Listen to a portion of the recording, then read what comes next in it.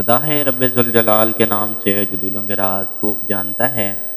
معزز سامعین، ہمارے گاؤں چترال سے ایک مریض کو کراچی لایا گیا۔ بیچارہ پہاڑ سے گرنے کے بعد قوت گویائی سے محروم ہو گیا۔ بظاہر تو ٹھیک تھا لیکن بولنے سے قاصر، بالکل گونگا۔ آغا خان ہسپتال میں اس کا علاج چلتا رہا مگر بے سود۔ لاکھ کوششیں کرنے کے باوجود کوئی رزلٹ نہیں آیا۔ ایک کے بعد ایک ٹیسٹ سب لا حاصل۔ آخرکار ایک ٹیسٹ رہ گیا تھا۔ اس سے پہلے ہمارے دوست مولوی صاحب اسے قائد آباد میں کسی بوڑھے حکیم کے پاس لے گئے۔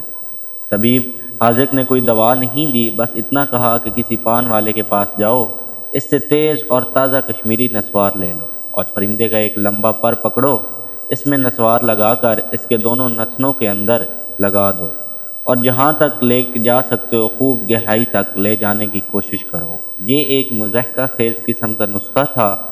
بہرحال آخری ٹیسٹ سے قبل آغا خان اسپتال کے اندر ہی مولوی صاحب نے یہ نسخہ آزمایا۔ اس سے مریض کو خوفناک قسم کی چھینکیں آنا شروع ہوئیں اور کچھ دیر بعد گویائی بحال۔ گونگے نے پہلی بات بھی یہی پوچھی کہ ڈاکٹر کیا کہہ رہے ہیں۔ بہرحال ٹیسٹ کے بجائے دوبارہ ڈاکٹر کے پاس جا کر سارا ماجرا سنایا تو وہ بھی حیران۔